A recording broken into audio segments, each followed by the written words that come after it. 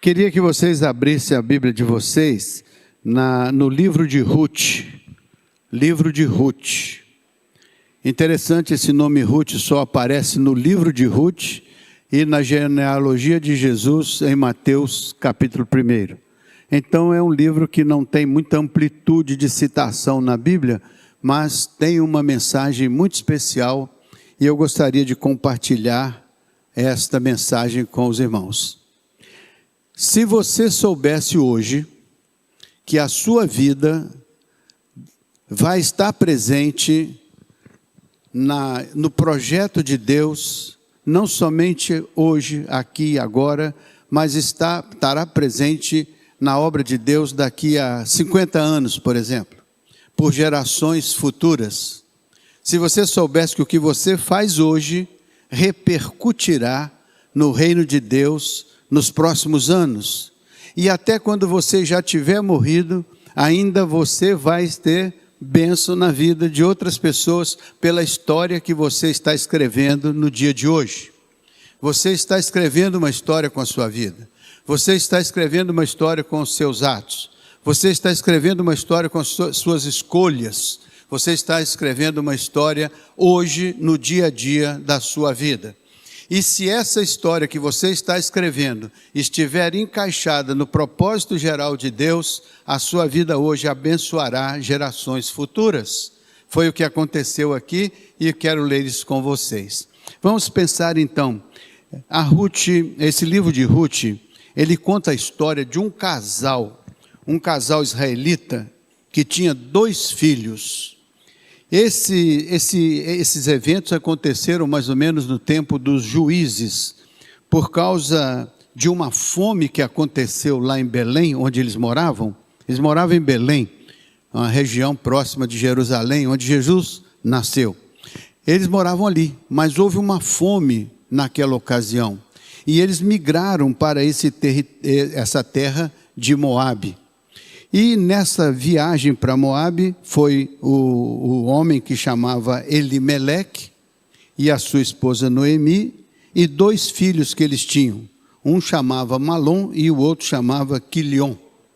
Esses elementos foram para Moabe para suprir uma necessidade grande que eles estavam tendo na cidade onde eles moravam, porque ali tinha uma grande fome.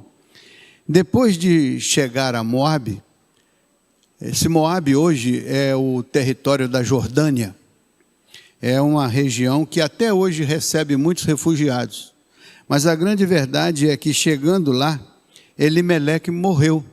Pouco depois da sua chegada, ele morreu ali naquele lugar. Não pouco depois da sua chegada, aproximadamente durar 10 anos, mas ele morreu ali. E a viúva e seus filhos sobreviveram a esse momento de perda. Ela com seus 2 filhos agora estavam ali, naquela região. Seus filhos casaram-se lá. Eles casaram-se com 2 moabitas. Um casou-se com uma mulher chamada Ruth e outro casou-se com uma mulher chamada Orfa. Então construíram as suas famílias e cuidaram da sua mãe viúva. 10 anos mais tarde, morreram esses 2 filhos também. Eles morreram, tanto Malom quanto Quilion. Ficou uma família com 3 viúvas então, a viúva de Elimeleque, a viúva de Malom e a viúva de Quilion. Essas 3 pessoas estavam juntas. Então, Noemi ficou sabendo que a sua terra, Belém, havia se recuperado daquela dificuldade. Noemi tinha uma propriedade, uma pequena propriedade lá, e ela decidiu voltar para lá. Ela queria voltar para lá. Então, ela queria recuperar a sua propriedade, decidiu voltar para lá e levou suas noras consigo. No meio da viagem, ela se deu conta de que devia falar com as suas noras para que elas voltassem para Moabe, onde elas poderiam recuperar a sua vida e quem sabe encontrar um novo casamento em Moabe. Então Orfa aceitou a palavra da Noemi e voltou para Moabe. Mas a Ruth não voltou. Ela disse que continuaria com a Noemi. Então, nesse momento, Noemi, então, aceita a palavra de Ruth, e Ruth vai com ela para Moabe. Vai com ela para Belém. E ali, chegando, elas vão enfrentar uma dificuldade, porque elas, viúvas, as duas, chegaram, ocuparam aquela propriedade, mas elas não tinham sobrevivência. Então, essa Ruth vai trabalhar.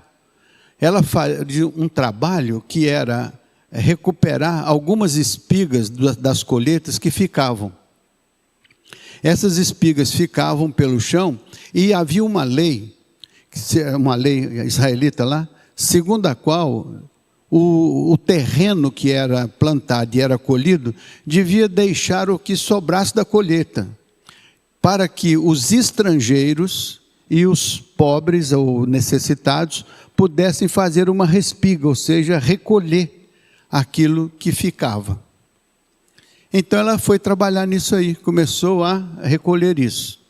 Essa colheita que ela fazia acabou de ser uma terra de um elemento chamado Boaz. E esse indivíduo era parente da Noemi, tinha um parentesco com ela. E ele logo se sentiu assim, atraído pela personalidade, não que fosse alguma coisa carnal ou sensual, mas a personalidade daquela mulher Ruth, que era trabalhadora. Ela chegava cedo e saía tarde e batalhava para levar o alimento para a sua sogra, que já tinha dificuldades de trabalhar naquela altura. Ele foi olhando para aquela mulher, e aquela mulher ali trabalhando, deu uma demonstração de uma garra muito grande, chamou a atenção dele. Mas lá, toda vez que ela chegava em casa, ela levava o resultado do seu trabalho. A sogra dela, Noemi, olhava para aquilo e via que ela era bem sucedida no seu trabalho. E ela também falou da maneira gentil como o Boaz a tratava, como ele a respeitava. E ele, certa feita, falou com ela assim: olha, você não vai fazer nada em outro campo, para não ocorrer de você ser molestada. Fique no meu campo, onde eu posso cuidar de você.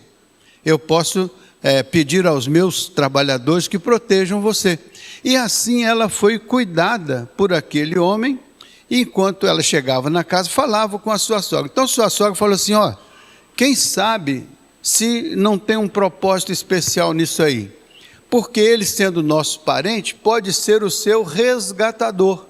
Resgatador era uma outra lei do Levirato, que também dizia que quando uma pessoa ficava viúva, o parente mais próximo certamente poderia casar com aquela pessoa para lhe gerar sucessão. E como Ruth estava ali e não tinha sucessão, e fazia parte do parentesco da Noemi, então ela foi tratando de conduzir a Ruth para esse aspecto. Você tem esse direito de reivindicar o resgatador. E ela, passo a passo, foi acabando por recorrer a esse direito. E o Boaz podia rejeitar, mas ele não rejeitou. Quando ela recorreu, ele disse: eu aceito casar com você. Então houve um casamento ali. Esse casamento, então, gerou um resultado importante. Esse resultado foi que desse casamento gerou um filho chamado Obed. Esse Obed foi avô do Davi. Não foi avô do Davi? O Obed foi avô do Davi, não foi? Então, significa que o filho da Ruth com este homem estava na genealogia de Jesus, porque Davi depois foi aquele cuja genealogia chegou em Jesus. Jesus, filho de Davi, não filho carnal, mas na profecia. Jesus então vem de ser. Então eu fui verificar isso lá em Mateus capítulo 1, me chamou a atenção a genealogia de Jesus. Eu falei: será que está mesmo lá no livro de Mateus, né? Tem a genealogia de Jesus? É o capítulo 1. Então, bote aí, por favor, aí na tela o capítulo 1 de Mateus, a partir do verso de número 5.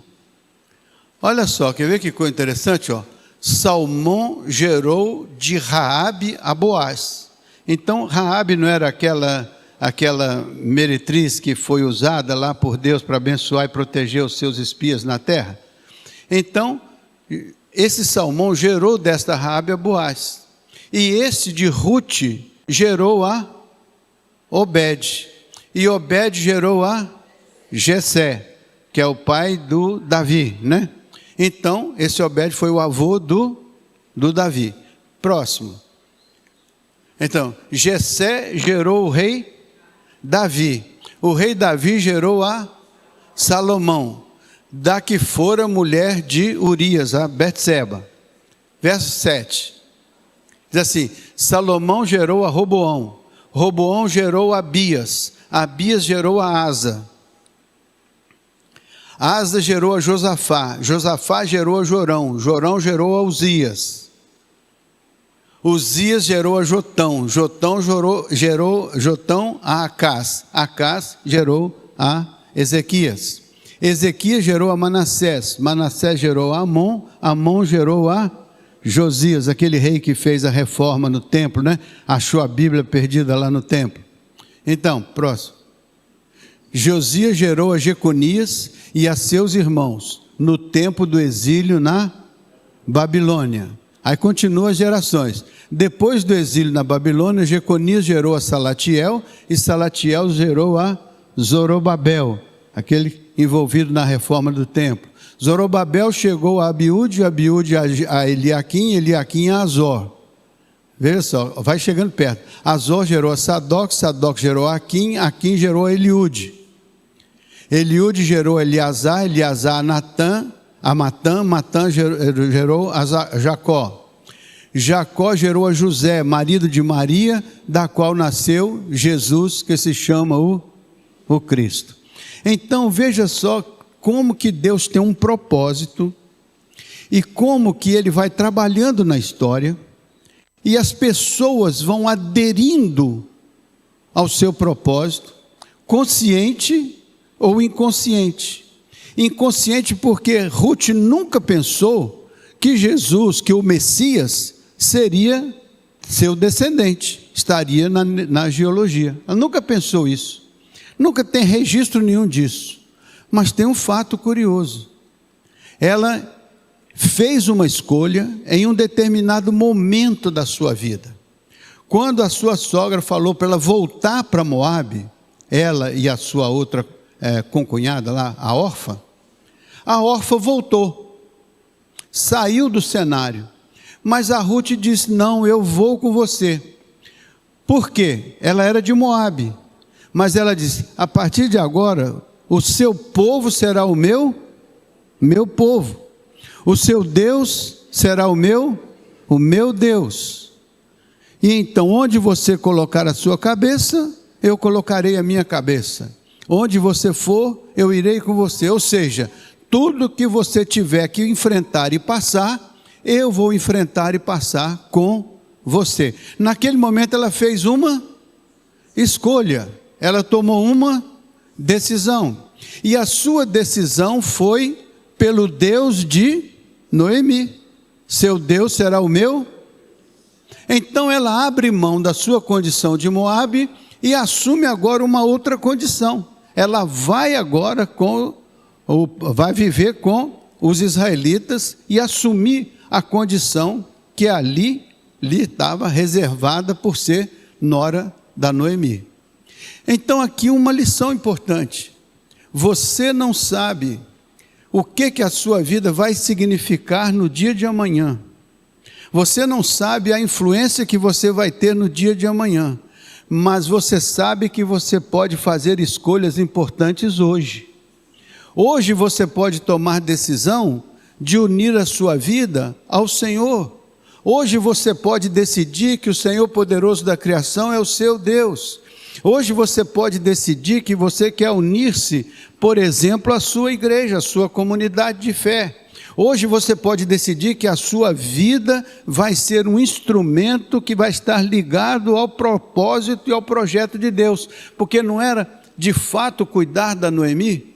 Noemi não era uma pessoa que tinha passado por perdas, e agora quem é que se aproxima da Noemi e diz assim: eu vou estar ao seu lado, eu vou ser o seu apoio, eu vou ser o seu amparo, eu vou acompanhar os seus últimos dias de vida, eu vou estar com você.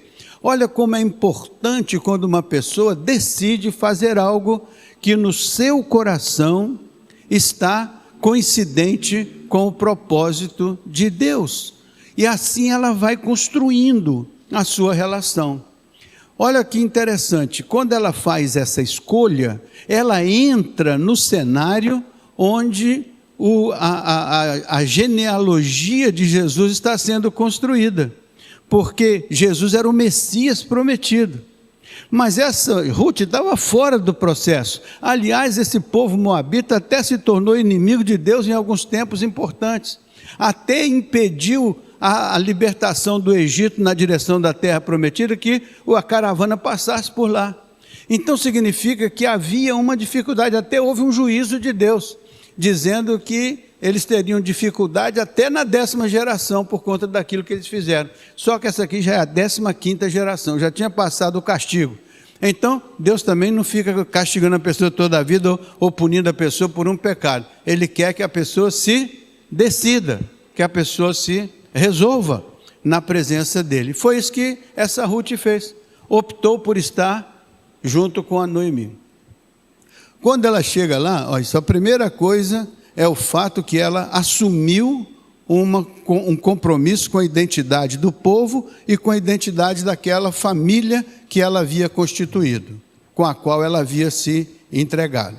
Então pode ser que você começou de um caminho ruim, veio de uma situação ruim na sua história pregressa, mas Deus, Ele tem possibilidades abertas para todos nós que queremos dizer que Ele é o meu Deus, Ele é o meu Senhor, eu me abrigo sobre as asas do Altíssimo, até que passem as calamidades. Ela aceitou esse desafio e ela se interessou por isso, porque a vinculação dela com a sua sogra foi uma vinculação amorosa, respeitosa e especial. Então, uma boa lição aí para a gente ver que Deus pode usar a vida da gente, quando a gente usa a vida da gente para abençoar as pessoas. Quando você usa a sua vida para abençoar as pessoas, Deus olha e diz: essa pessoa está inclusa no meu propósito, no meu projeto. E assim, muitas vezes o propósito de Deus vai sendo construído até sem você saber, mas porque você foi bênção na vida de alguém, você acaba incluso no propósito de Deus, e Deus vai honrar a sua vida, e muito mais tarde você nem vai saber, mas Deus vai cuidar de você, porque você está cuidando de alguma coisa que está ligada ao propósito dEle. Quando o propósito de Deus está acontecendo e você por alguma razão se envolve e ajuda a construir esse propósito, mesmo sem saber, Deus não leva em conta a ignorância de ninguém. Ele abençoa independente de você saber ou não saber. Muitas vezes você vai, mas que sorte que eu dei. Sorte nada, foi a mão de Deus que olhou para você naquele momento e soube ver em você aquela pessoa que está cooperando com o propósito dele. Muitas vezes nós cooperamos ignorantemente, mas cooperamos porque nosso coração se inclina a fazer o bem, a ajudar, a cooperar, igual aquele homem que estava esperando Pedro lá, o Cornélio, né? Aí o coração dele se inclinava a fazer o bem, e Deus se compadeceu dele, mandou Pedro ir lá fazer uma pregação para ele, ele se converteu e foi batizado. Por quê? Porque Deus viu nele alguém que fazia alguma coisa especial, e por isso Deus teve compaixão dele, misericórdia, e abençoou a vida dele, porque ele já estava abençoando muitas vidas.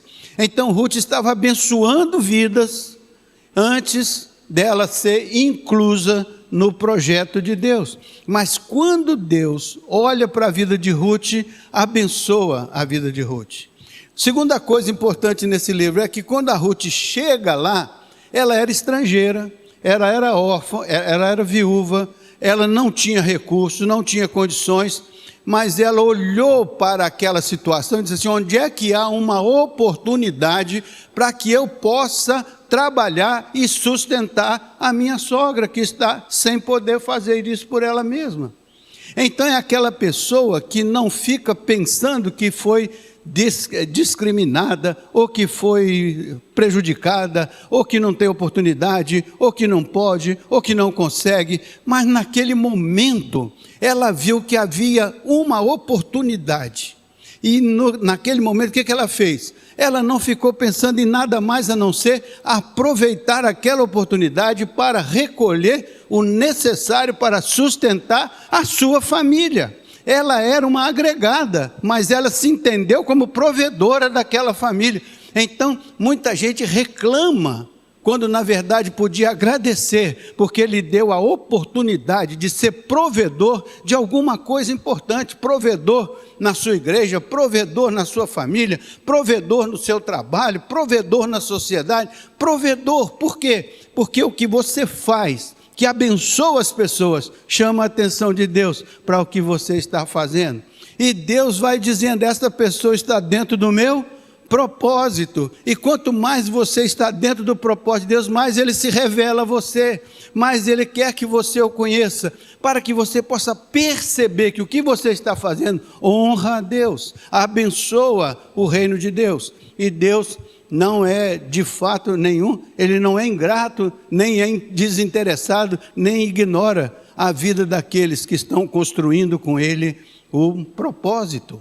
Por isso que a Bíblia diz: nós somos cooperadores de Deus. Mesmo sem saber, a gente hospeda anjo, e mesmo sem saber, a gente se torna anjo na vida de alguém, ajuda alguém de alguma maneira. Por isso, ser altruísta é 1000 vezes melhor do que ser egoísta, porque o egoísta restringe para si, mas o altruísta se torna um rio de águas vivas para os que estão ao seu redor. Faz sentido? Foi isso que ela fez, e ela foi trabalhar. A Bíblia diz que ela chegava de manhã e saía de noite.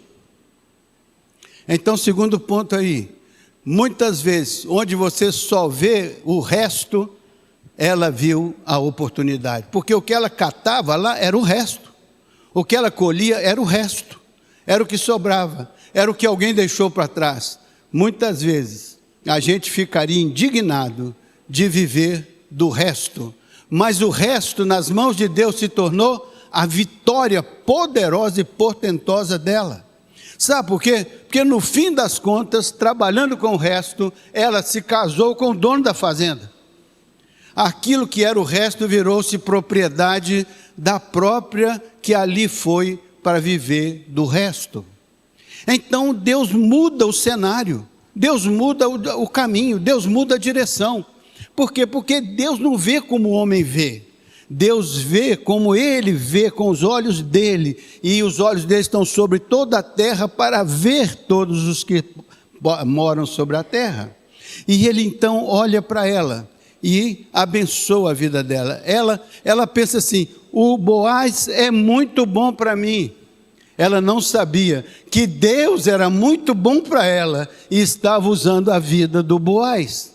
Quantas vezes Deus usa uma vida que você está vendo, pensa que é essa pessoa, mas a Bíblia diz que Deus pode estar usando esta pessoa para abençoar a sua vida, assim como Deus usa a sua vida para abençoar outra pessoa. Então, ora você é bênção de Deus para alguém, ora alguém é bênção de Deus para você. Mas quando nós percebemos Deus nesse processo, nós nos encaixamos no propósito de Deus, e aí nós somos cooperadores de Deus, e vamos edificando com Deus, e vamos crescendo com Deus, e a nossa vida vai sendo a manifestação da glória de Deus na terra. Por isso que Jesus disse: Pai, eu glorifiquei-te na terra, tendo consumado a obra que tu me deste a fazer. Jesus sabia da obra, mas muitas vezes nós estamos fazendo coisas que vão glorificar o nome do Senhor, porque são coisas boas, são procedentes de corações benignos, são obras boas e importantes, que nós fazemos não por causa de ganhar isto ou aquilo, mas por causa de ser bênção na vida do outro, por causa de abençoar o outro. E uma igreja devia ter consciência disso muito mais do que o mundo lá fora. Porque a igreja tem que compreender que ela precisa ser um lugar de bênção, para encher a nossa vida com a bênção de Deus, para transbordar em rios de águas vivas, para abençoar as pessoas ao nosso redor. Então a igreja é um manancial vivo de pessoas que são fontes de rios de águas vivas, para fazer que isto possa abençoar não só a comunidade interna, mas a comunidade externa. Aquilo que está lá fora, no seu trabalho, na sua família, nos lugares por onde você anda, não importa. Importa que muitas vezes, por causa do seu bom coração, Deus pode usar a sua vida para abençoar pessoas, e quando Ele abençoa pessoas através da sua vida, Ele está abençoando a sua vida. Isso vai te dar compreensão e consciência, quando você perceber a mão de Deus sobre você. Agora, a terceira coisa curiosa aí, é que ela perdeu o seu marido, então teve uma perda aí, né? Perdeu aquela situação todinha, e chegou ali como uma pobre catadora de restos. Mas olha, Deus colocou um Boaz na vida dela. Deus coloca pessoas importantes na nossa vida. Quando eu estava começando a minha vida de trabalhos, eu vivia numa dificuldade grande, ainda na adolescência, pouco mais da adolescência. Mas Deus colocou um homem na minha vida chamado Armando Porfírio de Souza. Ele me protegeu no Rio de Janeiro, ele cuidou de mim, ajudou, me instruiu, me orientou, me educou, naquele contexto difícil do Rio de Janeiro. Ele era capitão de fragata da Marinha Brasileira, e ele então, como que me adotou como um filho, e me ajudou muito. Então o que aconteceu ali? Por conta daquele homem que me ajudou, eu consegui muitas coisas que provavelmente sozinho eu nunca teria conseguido. Então Deus colocou uma pessoa especial na minha vida, e às vezes Deus me coloca como uma pessoa especial na vida de alguém, para ajudar, para cooperar, e eu tenho vários exemplos disso. Não vale aqui sinalizar nenhum, mas eu tenho vários, que Deus usou a minha vida para abençoar a pessoa. Então eu sinto que foi uma bênção de Deus, porque Deus me deu condições de ser um abençoador. Então eu fico feliz porque eu estou incluso no propósito de Deus, no projeto de Deus. Então isso para mim não prejudica em nada, pelo contrário, melhora a minha percepção de mim mesmo e da vida ao meu redor. Melhora a minha percepção do reino de Deus. Então, muitas vezes, eu não sei o que vai acontecer com aquele com quem eu ajudei, o que vai acontecer, se ele vai se tornar uma peça importante no reino de Deus, se a geração dele vai ser uma peça importante no reino de Deus, e acredito que sim, que vai. Porque Deus está plantando uma semente através das vidas, como nossas vidas aqui. Cada vez que você planta uma semente na vida de alguém, aquela semente frutifica, e se for uma semente do Senhor, ela vai frutificar belíssimamente. Faz sentido? Então Deus colocou aquela pessoa. Quantas pessoas Deus coloca na sua vida? Quantas pessoas Deus coloca no seu lar, na sua vida, perto de você, no seu grupo pequeno? Quantas pessoas colocam? Quantas pessoas colocam de professor na escola dominical para ensinar a palavra para você? Quantas pessoas Deus usa para abençoar a sua vida? E agora, quantas pessoas são abençoadas pela sua vida? Quantas pessoas você abençoa? Quando você é professor da escola dominical, quando você é um crente dedicado, quando você contribui, quando você ajuda a construir uma casa para o missionário, tudo é Deus usando a vida das pessoas. Pessoas que estão nas mãos de Deus, são usadas por Deus. Às vezes você recebe, às vezes você dá, porque Deus é que faz o crescimento. A Apolo planta, né? A, B, C ou D, rega, cuida, né? Mas Deus é que dá o crescimento. Então, foi assim com a Ruth. Então, esse Boaz, então, se casa com essa Ruth. E ela, então, deixa de ser apenas uma moabita estrangeira e passa a ser integrante da comunidade de Israel. E ali ela entra dentro do propósito de Deus, quando ela gera um filho, que ela não tinha até então, viúva, não tinha condições, agora ela gera um filho. E esse filho que ela gera vai ser o pai do Jessé, que vai ser o pai do Davi, que vai ser a linhagem de Davi, da qual nasce nosso Senhor e Salvador Jesus Cristo, o Messias prometido. Então olha como Deus vai usando a história e as pessoas para cumprir o seu propósito. Agora a pergunta final: você gostaria de estar no propósito de Deus? Eu gostaria. Maria está. Pois comece a fazer as coisas segundo o coração de Deus. Comece a fazer a frutificação do Espírito na sua vida. Comece a abençoar as pessoas. Comece a investir nas pessoas. Investir o amor, o respeito, a comunhão e ajudar as pessoas de alguma maneira, para que elas possam vir a ser aquilo que Deus quer que elas sejam no dia de amanhã. Então cuide da sua geração, cuide da sua família, cuide da sua igreja, cuide do momento atual, para que Deus use esse momento para lá na frente, nas futuras gerações, colher bênçãos extraordinárias. Aqui na igreja nós temos pessoas que têm filhos, que estão estudando, que têm sonhos de fazer algo especial. Essas pessoas vão ter filhos e vão passar para eles a ideia de amarem a Deus e de terem filhos e de fazerem sonhos para a visão dos seus filhos futuros. E assim, de geração em geração, o propósito de Deus vai sendo construído e Deus vai arrumando os desarrumos para botar tudo na ordem. E Ele vai botando na ordem. E quando a gente menos espera, a gente vê o propósito de Deus naquela família, naquela igreja, naquela pessoa, naquele trabalho, naquela situação. E Deus vai te prosperando. Não é para você ser maior e melhor do que os outros. É para você ser um Boaz da vida, que pode gerar emprego, que pode gerar produtividade, que pode cuidar de pessoas e que pode ser instrumento de Deus para abençoar o propósito de Deus. Você pode ser uma Ruth da vida, que vai passar por todas essas dificuldades, mas Deus vai abençoar a sua vida, porque a sua vida é uma vida abençoadora. Deus precisa de vidas abençoadoras, e Ele começa a testar. Vou botar uma dificuldade aqui para ver como é que você resolve, como é que você abençoa as pessoas, como é que você abençoa as situações. Aí ele vê assim: rapaz, funcionou, essa pessoa é uma pessoa abençoadora. Aí ele vai colocando bênção na sua vida. Aí, a quem muito foi dado, mais vai ser exigido. Então, para um ele deu 5, para outro deu 2, para outro deu 1. Aí você diz: mas por que foi tão desigual?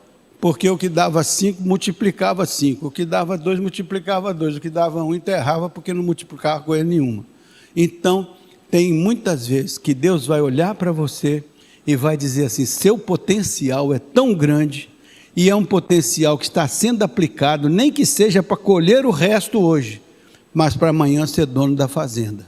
Isso é que Deus quer que você faça. Não é para você ser dono, não. É para você ser dono igual o Boaz e ajudar aqueles que estão precisando de serem ajudados. O estrangeiro e o necessitado, que está lá dependendo da sua atenção e do seu cuidado.